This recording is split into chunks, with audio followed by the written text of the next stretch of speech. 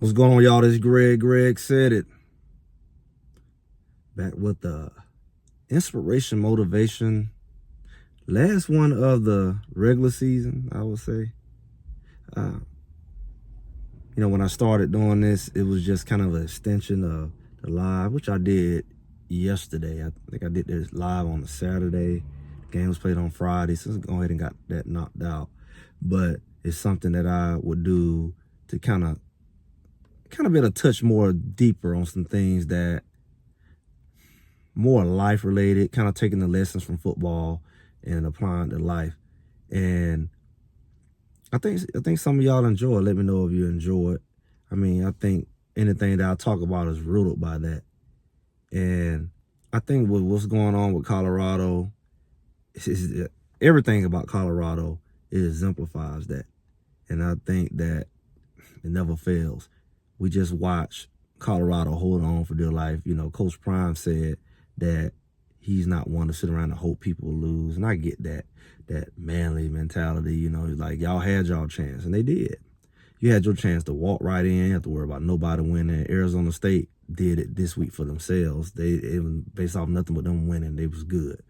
Colorado could have done that when they went on and finished those last couple games, and they didn't. So the coach was like, man, forget it, I'm not stressing. That's how you keep yourself stress free, because at the end of the day, they all Division I and they all whatever, but you lose for a reason in life. You make certain decisions. You sabotage yourself. You make certain decisions. And I think the same goes for Arizona. They was out there just arm tackling and falling all down. You wonder how a team lose. They can't tackle. The offense was pretty much one-dimensional. Colorado beat them to sleep. And it'd be hopeful for Arizona State just drop all the way down and fall off, especially with them knowing it's a rival game and knowing that, everything depended on it. They had a chance to go to the championship, and they rose up, unlike what Colorado you would have thought would have did against Kansas. Like, nobody should stop you. And they were stopped. And Kansas went and got destroyed this week by Baylor. I guess they said they got what they wanted out of beating Colorado. I thought they was supposedly fighting for a chance to play in a bowl game or whatever, but that wasn't the case. They guess they was content because they just got massacred by Baylor. And Baylor's a decent team. I don't know if they made their number to get their bowl game. But we know that all things, you can't blame really nobody. You kind of played it like it didn't matter. And he said, I still got a chance if this, that, and that, and that happened, and none of it happened outside of what happened. Nobody didn't talk about the whole Texas Tech and West Virginia thing, but Arizona State didn't lose. Iowa State didn't lose. Matter of fact, they got themselves right on to the championship. And BYU didn't lose. So everybody fought hard, but you put yourself in position to need some teams that really wasn't that. Houston played like they should have. They not no world beat. 4-17. Now what? 4-8. And possible with this football team. We got young guys, and it's a sport, and there's a lot of factors on and off the field. We saw that Miami went and lost to Syracuse and messed their chances up. We saw that Georgia was about ready to give it all up for Georgia Tech. Georgia Tech say, hey, we don't want it. And they gave it back. And we just see that week after week. We saw Alabama do it to themselves. SEC is not exempt from doing some dumb stuff. They're not dominant.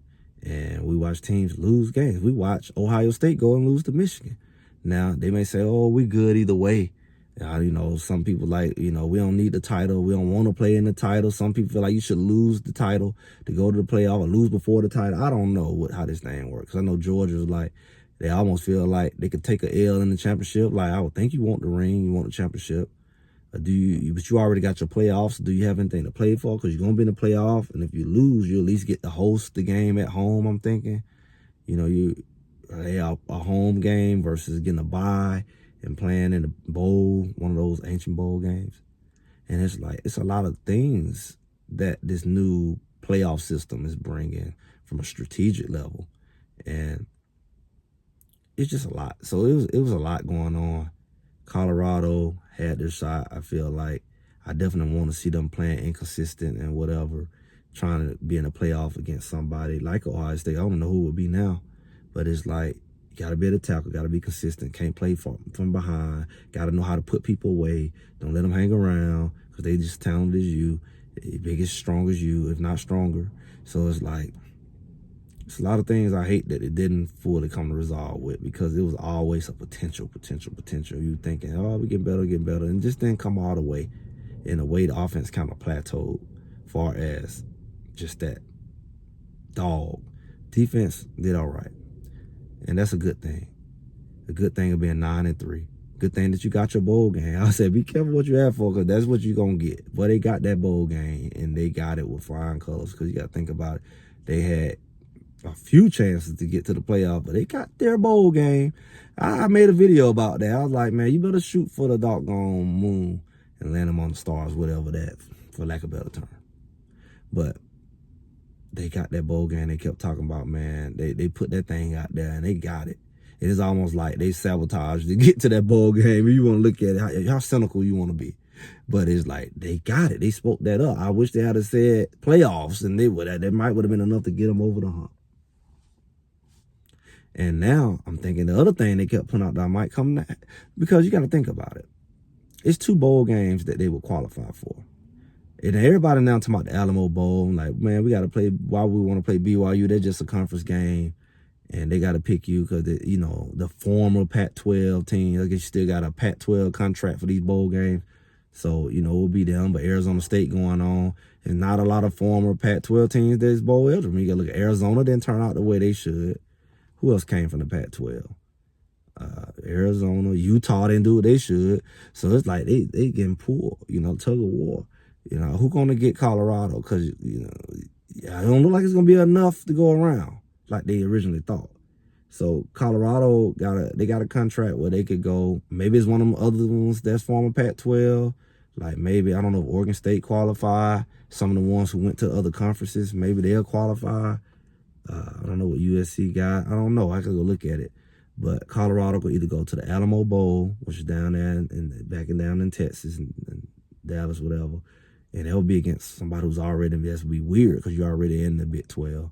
And it'd be like BYU. Or you can go over and play in the Holiday Bowl, which would be over in San Diego, playing at good old boy stadium in St. Louis. Be over there at San Diego State. I don't know how they get to host it. Let me tell you why. It'd be about like playing at the bouncy house or something, because the capacity, Colorado will swallow that up by themselves. It will swallow it up easy, because it's only like 30-some thousand from what I looked at capacity. That's not good. Colorado packs out a smaller Division I stadium, FBS stadium, when you're dealing with about 50-some thousand. They pack that out easy by themselves. So, you know, when you go in and play ACC team, because that's who the Holiday Bowl will be with, you will either be playing Syracuse or Miami. Miami just lost to Syracuse. I think Syracuse was on the ballot, but now Miami might be an option. Now, that would be a great game to play, because, like I said, people been speaking that up. I hope we get to play Miami. I didn't know how that was going to happen, because Miami been up there, and they don't sit up there and lost. And really, they should have lost a long time ago, because them first few games, they should have lost 2-3 then. Then they went and lost Georgia Tech and Syracuse. They're not going to be in the championship. They don't pretty much knock themselves out the playoff. They was trying to get them in there. Hopefully SMU go in there and represent. They got to win the conference or whatever. So we're looking at the fact that if you did get that matchup, you go get that little bitty venue, you're leaving so much money on the table. You can easily get double, proper, triple people that will want to see that game. You got Shador versus Cam Ward going out. You put them over there in that little bit of 30,000 stadium, that mother sell out in 0 seconds. Like, that's a waste of a bowl and the waste of the type of teams you want, because it will be an ACC team in the form of Pac-12. And that would be the perfect game, but that would be the wrong venue. It would be wasteful to host it. Now, hopefully they would consider moving it to maybe where the Chargers play at or something, because that stadium would be too small.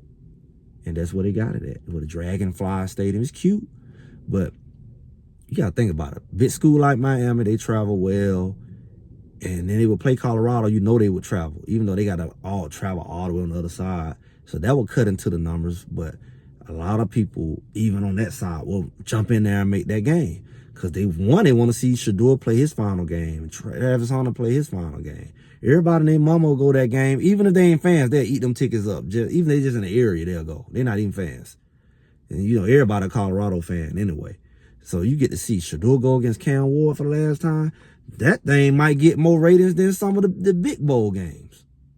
So they got the perfect setup. So I'm thinking that would be the more ideal route to go, but they would be wasting it. You would want to play that game in the Alamo. They can probably sell out the Alamo. They will sell out a pro stadium with those two teams because Miami has the capacity to travel. Colorado got the capacity to travel. And Colorado fans are everywhere. They're in Dallas. And that's why I think Coach Prime was hinting at. I want to play somewhere where the people can travel to. But if you do go to a place like that to go against BYU, it'll just be a glamorized Big 12 championship that we thought it was going to be. And it would not be nothing like allowed on to play against Miami or even Syracuse. You know, you look at Syracuse, it'd be two black coaches. You know, that Syracuse coach came Colorado second year. He took Coach Nick with him over there. So we got a former Colorado coach on that staff. Some of the players who was going to come to Colorado end up going over there. We even got some linemen and stuff that transferred over there. Big Savion, I believe, went over there. So that could be, either one of those games can be a good matchup. But again, it would be a waste to play in a 30,000 capacity stadium. So I don't know. That's the dilemma. So that's what we're looking at, y'all. Hopefully we'll have an update soon. And that Holiday Bowl, both of those bowl games are played after Christmas. You look at like the 28th, something like that. So you have plenty of time to get your stuff ready and prepare for it. It ain't like you're getting ready to go next week to the bowl game. You got plenty of time to get your tickets and stuff set up.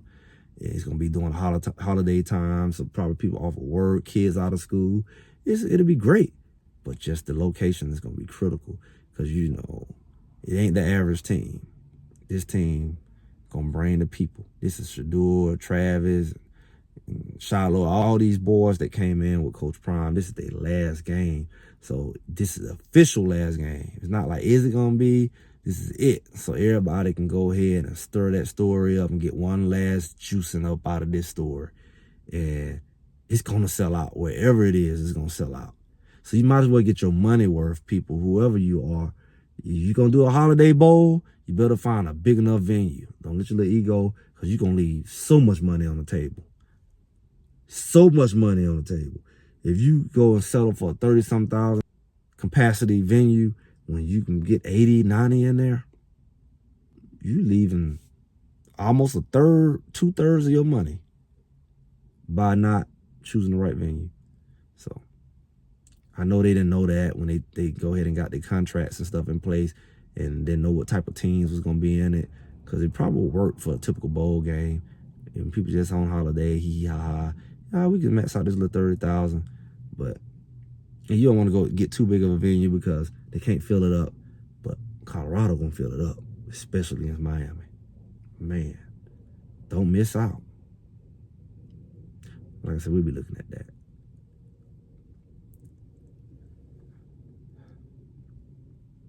In all,